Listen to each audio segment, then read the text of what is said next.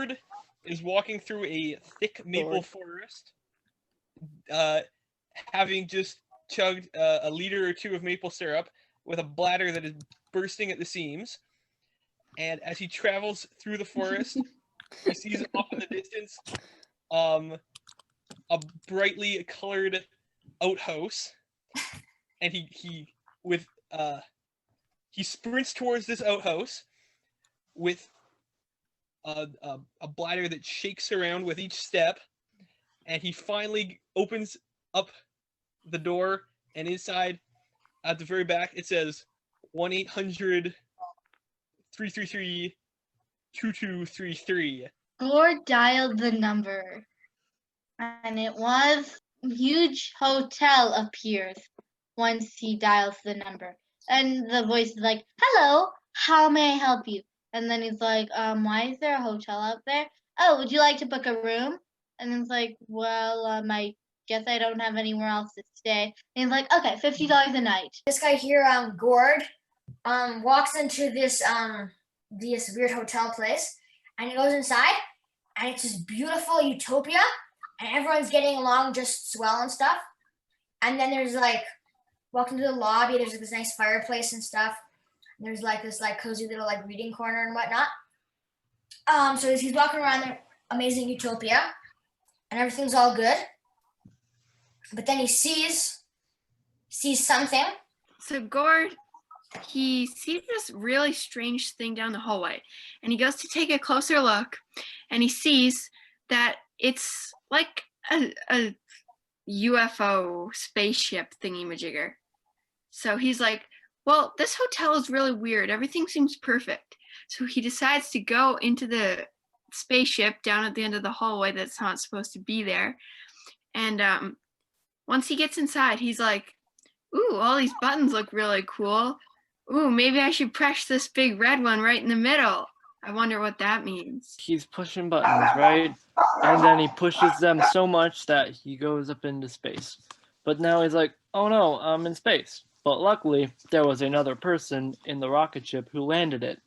And they're like, you're trying to escape too, right? And he's like, yeah, I'm trying to escape too. And he's like, that's pretty cute.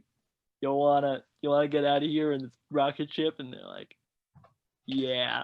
So the two of them are like going on a date in this rocket ship. So 8 months later in Texas, he's dating this beautiful alien, and she's disguised as a human, but because they're in Texas, they have to blend in. So they say pardon instead of excuse me, and they bust into each other, and they all wear cowboy hats and cowboy boots and big tassely clothing.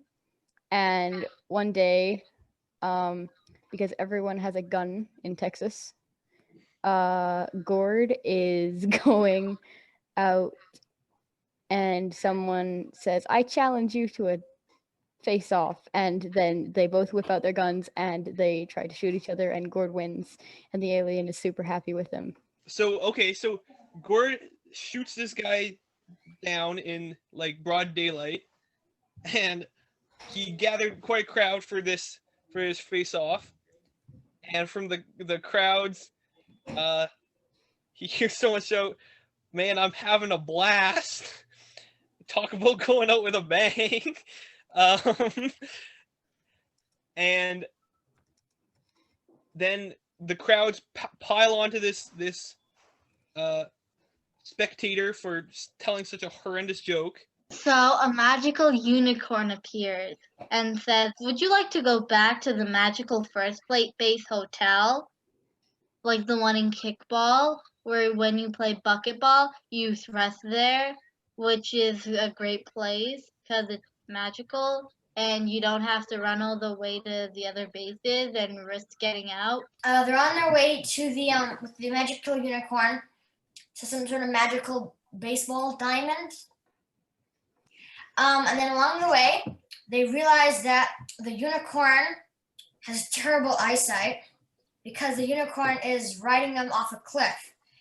And so then they're all falling and screaming and stuff. But then a superhero named superhero flies down and then like grabs them by like the seat of their pants and then pulls up and like grabs them from the cliff and then he gives the unicorn some glasses and then tells the unicorn to be more careful in the future and then flies off to his superhero base.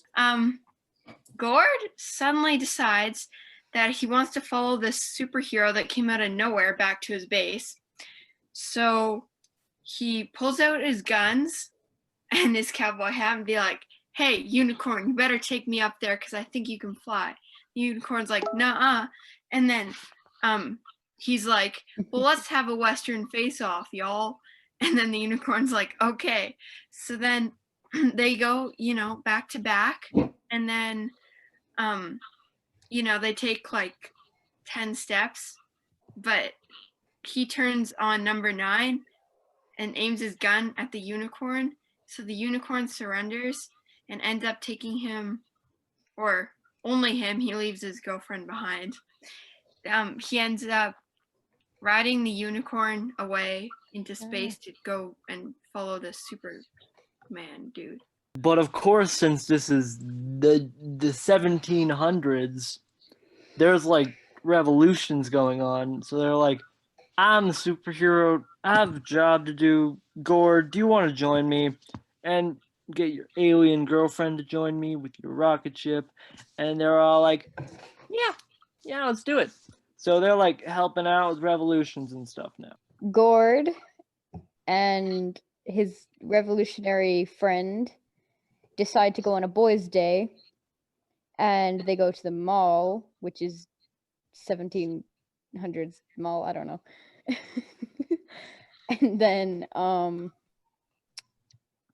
the superhero's like, I used to have a girlfriend, but she broke up with me. You should get her a present so that she doesn't break up with you. And so he bought her a huge engagement ring with the biggest diamond in the entire galaxy and brought it to her. And he got down on one knee and he was like, alien girlfriend, will you marry me? So they got engaged and she was his fiance. And she started eating the diamond whenever she thought of him, and it was very sweet. And they lived happily ever after with their revolutionary superhero friend that visited occasionally